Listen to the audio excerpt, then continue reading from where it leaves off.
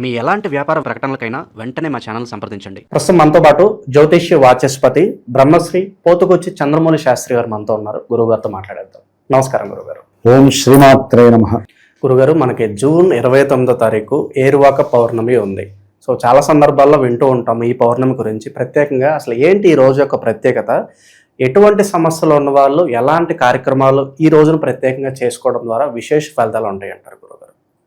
ఓం క్షేత్రస్య పతినావేగం అంటే మనకి ఈ విశేషమైనటువంటి పౌర్ణమి అనే దానికన్నా ఏరువాక పౌర్ణమి అనేటటువంటిది మనం ఒక అండర్లైన్ చేసుకోవాలండి.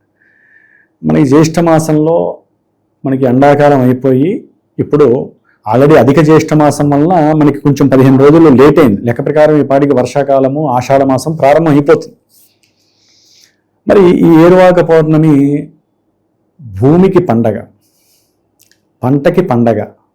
ఆ రెండింటిని కాపాడుకుంటూ, అంటే భూమిని కాపాడుతూ, భూమిని తవ్వి అందరి యొక్క యోగక్షేమాలు కోరుతూ, అందరి యొక్క ఉదరాలని కూడా చక్కగా పంచపక్ష పరమాన్నాలు భోజనాదులతో నింపబడుతూ, ఆ యొక్క క్షేత్రాన్ని కాపాడుతూ, వాటిలో విత్తనాలు వేసి, అమ్మ భూదేవి మంచి వర్షాలు పడాలి ఆకాశమా అని పంచభూతాలని ఆరాధిస్తూ ఉంటారు చూసారా, వాళ్ళని మనం రైతులు అంటాం.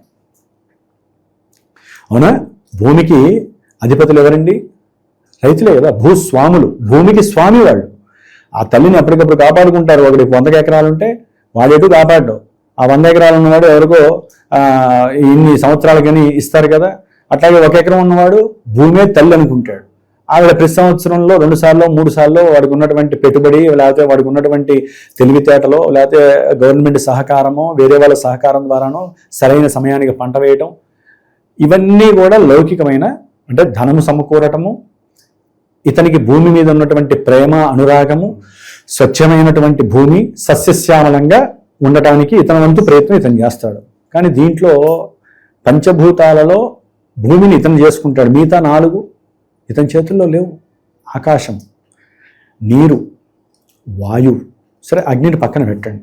సూర్యుడి ద్వారానేగా అగ్ని ద్వారానేగా సముద్రంలో ఉన్నటువంటి నీరు ఆవిరయ్యి అవి ఆకాశంలో మేఘాల రూపకంగా వచ్చి, ఆ మేఘాలు సరైనటువంటి నైరుతి ఋతుపవనాలను, ఈశాన్య ఋతుపవనాలు తర్వాత విషయం, ఋతుపవనాల రూపకంగా చక్కగా సమయానికి రైతులు ఏదైతే మనకి ఒకటండి, మన యొక్క భూప్రపంచంలో మన భరతఖండంలోనే ఈ నెలల్లో వర్షాలు పడతాయి, ఈ నెలల్లో చలి వస్తుంది, ఈ నెలల్లో ఎండ వస్తుంది అని మనకి 4 నెలలకు ఒకసారి చక్కటి వాతావరణాన్ని ప్రకృతి మనకి ప్రసాదించింది. మరి ఈ ప్రకృతి పగబట్టేట్టుగా మనం చేసుకున్నాం తర్వాత విషయం, అది వేరే వీడియోలో చెప్పుకున్నాం.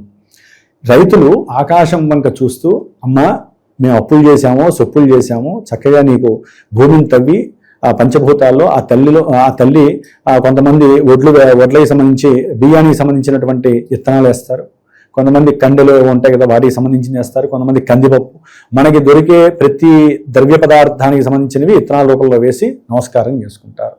దానికి ముఖ్యంగా మరి వీళ్ళు చేతులతో తవ్వగలరా? తవ్వలేరుగా.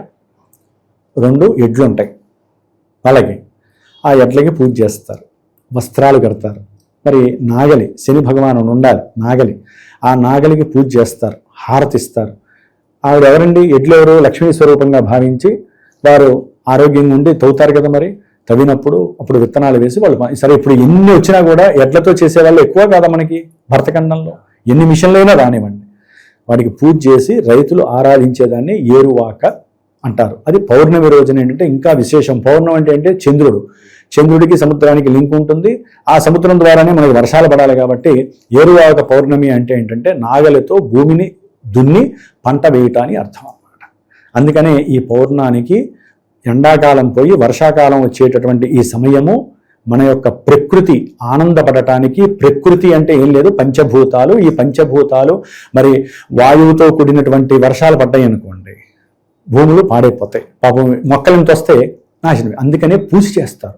ఆ పూజ చేసేదే ఈ పౌర్ణమి రోజు చేస్తారు. అందుకనే ఇంతటి విశేషం. దానికి తోడండి, మనలాంటి సామాన్యులు కనుక మాట్లాడుకున్నట్లయితే ఈ ఏరువాక పౌర్ణమి ఈ నెలలో వచ్చేటటువంటి ఏరువాక పౌర్ణమి జూన్ 29వ తారీఖున కర్కాటక రాశి జలరాశిలో గురుడు ఆకాశతత్వాన్ని కలిగినటువంటి గురుడు జలరాశిలో ఉంటూ, శుక్రుడు ఆయన కూడా ఒక రకంగా జలకారకత్వానికి అనుకూలవంతుడు, ఆయన కూడా ఇదే జలరాశిలో ఉంటూ, గురు శుక్రులు ఇద్దరు, గురుడేమో ధనకారకుడు, శుక్రుడేమో లక్ష్మీకారకుడు. మన యొక్క జ్యోతిష్య పరిజ్ఞానంతో ముడేస్తే సరే, అది భూదేవతకి, పంచభూతాలకి, రైతులకి. మరి మనలాంటి సామాన్యుల గతి ఏంటండి?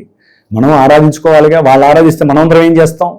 అందుకని మనం గనక చూసుకున్నట్లయితే మన 12 రాశిలో కర్కాటక రాశి జలరాశి, ఆ రాశుల్లో ఉన్నటువంటి గురువు ధనలక్ష్మి కారకులు అక్కడ తిష్ట వేసుకొని, శుక్రుడు దాదాపుగా జూలై 4 వరకు అక్కడే ఉంటాడు. అంటే ఆయన వెళ్ళిపోయే సమయంలో ఈ ధనలక్ష్మి యోగాన్ని మనం ఎలా పట్టుకోవాలి? వాళ్ళిద్దరూ కూడా శని నక్షత్రమైనటువంటి పుష్యమి నక్షత్రంలో ఉన్నారు. మొన్న గురు పుష్యమి యోగంలో నేను హోమం కూడా చేశాను. అంటే గురువు పుష్యమి నక్షత్రము, చంద్రుడు పుష్యమి నక్షత్రంలో ఉన్నప్పుడు చేసిన హోమము చాలా మంచి ఫలితాలను ఇస్తుంది. మరి శుక్రుడు కూడా పుష్యమి నక్షత్రంలో ఉన్నాడు. శుక్రుడు వివాహకారకుడు, శని నక్షత్రంలో ఉన్నాడు. శని చూస్తే జలరాశిలో ఉన్నాడు. అందుకని ఈ గురుడు, శుక్రుడు, శని వీళ్ళిద్దరూ కూడా కోణస్థానాల్లో ఉండటము, జలరాశుల్లో ఉండటము విశేషమైనటువంటి రైతులకి పండగగా ఉంటుంది. మనలాంటి వాళ్ళకి ధనలక్ష్మి అనుగ్రహం కలగాలి.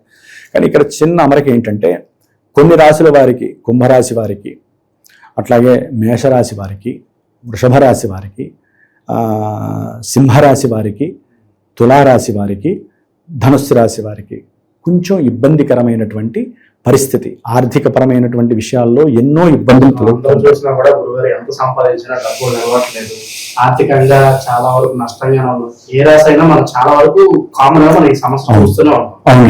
ప్రత్యేకంగా ఏదో ఒక పౌర్ణమి రోజు ఆర్థిక సమస్యలకి చెక్ పెట్టడానికి ఉపయోగం ఉంటుంది. కంపల్సరీ అండి. అదే ఇప్పుడు ఏంటంటే మనకి హోల్ జోడియాకులో ఈ గురు శుక్రుడే ధనలక్ష్మి కారకులు. వివరంగా చెప్పానా? ధనకారకుడు, సిగ్నిఫికెన్స్ ఆఫ్ మనీ. మామూలుగా న్యాచురల్గా మేషం నుంచి వృషభము ధనస్థానము, దానికి అధిపతి లక్ష్మీదేవి కారకుడు. శుక్రుడు అంటే లక్ష్మీదేవికి కారకుడు, లక్ష్మీదేవికి ప్రీతిపరమైనటువంటి గ్రహం అన్నమాట. మరి వీళ్ళిద్దరూ కలిసి ఆ రాశిలో ఉండటము ఒక రకంగా కర్కాటక రాశి చాలా పూర్ణత్వమైనటువంటి జలరాశి. ఎటువంటి ఫలితాలనైనా సరే చరరాశిలో ఉన్నటువంటి గురు శుక్రులు ఏం చేస్తారంటే లక్ష్మీదేవి వెళ్ళిపోతూ ఉంటుంది ఎవరికైనా సరే ఆ రాశుల్లో ఉండటం. చరరాశి కదా. అందుకని ప్రత్యేకించి పౌర్ణమి రోజున ఈ రాశుల వారికి గురించే కాకుండా ఎవరైనా సరే అప్పుల బాధ ఉన్నా, ఇప్పుడు ఒకటండి, అప్పులు తీరాలంటే మనకి ఏం కావాలండి? లక్ష్మీదేవి ముందు మనం సంపాదిస్తేనే కదా ఉన్న అప్పులు పోయేది. మరి లక్ష్మీదేవి కావాలంటే గురు శుక్రుల యొక్క బలం మనం ఆవాహన చేసుకోవాలి. ఆ రోజున ప్రత్యేకించి నా యొక్క శ్రీమాత జ్యోతిషాలయ పీఠంలో నేను అంటే నెలలో 4 వస్తే ఎందుకు పెడతానంటే అండి, ప్రతిదానికి మన యొక్క మానవులకి, మన జాతకాలకి లింక్ ఉంది కాబట్టి నేను సవిస్తరంగా వాడికి తెలియజేసి ఇలా చేసుకోవడం ద్వారా ఈ ఫలితం కలుగుతుంది అని చెప్తానండి. ధనము రావాలి, మరి చరరాశిలో ఉండి ధనము వెళ్ళిపోతూ ఉంటుంది. కొంతమందికి ధనము నిలబడాలన్నా చెయ్యాలన్నా ఆ రోజున పౌర్ణమి కలిసి రావటము, గురు శుక్రులు అక్కడ ఉండటము, కొన్ని రాశుల వారికి ధనపరమైన ఆర్థిక సమస్యలు, ఉద్యోగ సమస్యలు, అట్లాగే గురు శుక్రులు ఆయనేమో వివాహకారకుడు, గురుడేమో సంతానకారకుడు. వివాహం అయితేనే కదా సంతానము, కానీ వీళ్ళిద్దరికీ అసలు పడదు.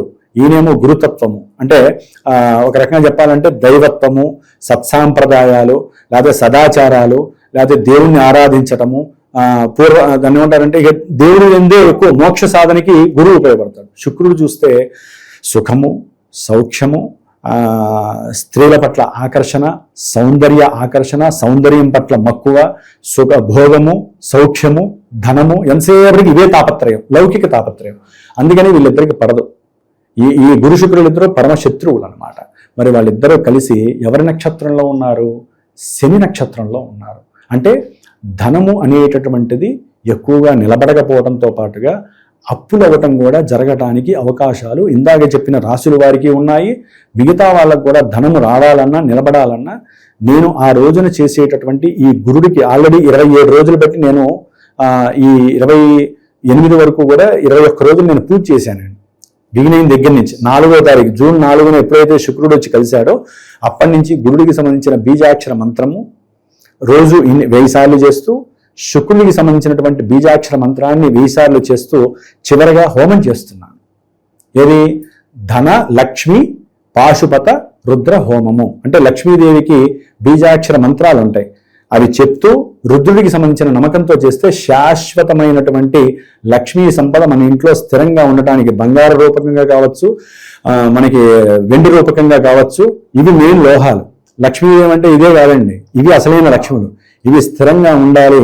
ఊరికే బంగారం తాకట్లు పెట్టడము, వెండి అమ్ముకోవటము, లేకపోతే దొంగతనాలు జరగటము, ఇవన్నీ జరిగే వాళ్ళు కూడా ఇలాంటి హోమాల్లో పాల్గొనడం ద్వారా పోగొట్టుకున్నవి రాకపోయినా ఈసారి కొనే శక్తి సామర్థ్యాలు ఇప్పుడున్న పరిస్థితుల్లో బంగారము వెండి ఎవ్వరం కొనలేని పరిస్థితి.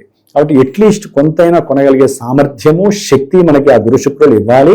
లక్ష్మీదేవి అనుగ్రహంతోనే వాళ్ళిద్దరూ ఆధారపడి ఉన్నారు. కాబట్టి ఈ రోజున ఎవరైనా నాకు కనుక పీఠానికి ఫోన్ చేసి గురువు గారు మాకు కూడా ఈ హోమం చేయండి అంటే, ఆ హోమాన్ని ఆచరించిన తర్వాత భస్మంతో పాటుగా నేను 21 రోజులు చేసినటువంటి ప్రసాదం, తీర్థ ప్రసాదము ఏ రక్ష పైన వేశానో ఆ రక్షతో పాటుగా గురు పుష్యమి యోగం రోజున నేను ప్రత్యేకించి బంగారము, వెండి, రాగి ఈ 3 కలిపి తయారు చేసినటువంటి పోతతో తయారు చేసినటువంటి అంగుళీకం ఉంగరం అనేటటువంటి నేను తయారు చేసి ఆ పూజలో పెట్టాను అమ్మవారి దగ్గర, శ్రీచక్రం దగ్గర. ఆ యొక్క అంగుళీకం ఎవరికైనా కావాలంటే అది కొంచెం ధనంతో కూడుకున్నది, అది ఎవరైనా కావాలంటే ఇస్తాను.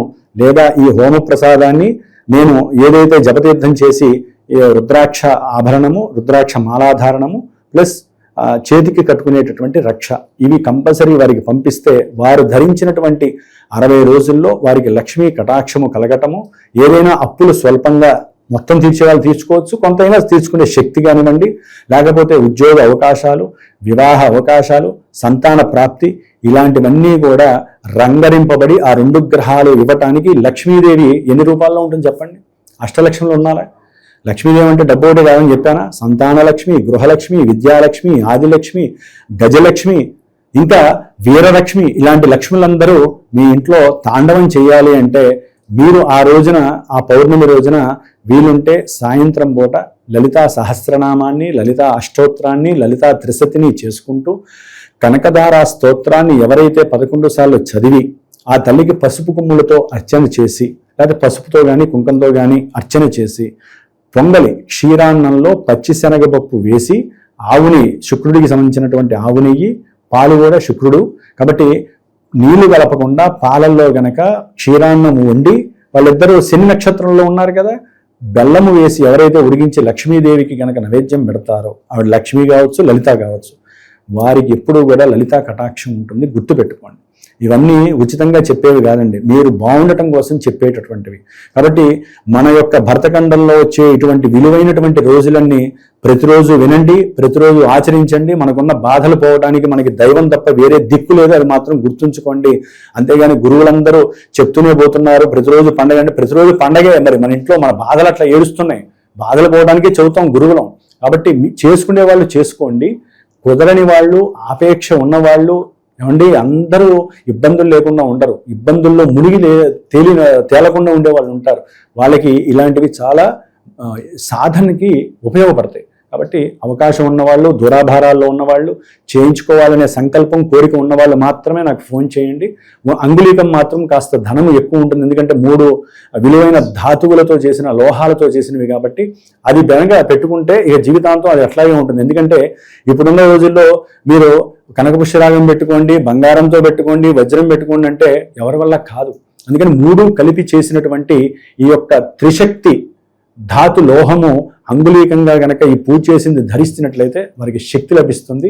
మొన్న కొంతమందికి అందరికీ అందజేసే పరిస్థితి లేక ఎవరైనా గనక వారు కోరుకుంటే అప్పుడు నేను దాన్ని చక్కగా దాంట్లో పెట్టింది కూడా వాళ్ళకి సమర్పించే పరిస్థితి చేయగలుగుతాను. ఏరువాక పౌర్ణమి గురించి అనేక మంచి విషయాలు తెలియజేశారు. ఎటువంటి ధనపరంగా ఇబ్బందులు ఉన్నా ఏం చేసుకోవాలి అద్భుతంగా వివరించారు. శ్రీ ధనలక్ష్మి అనుగ్రహ సంప్రాప్తి సిద్ధిరస్తు.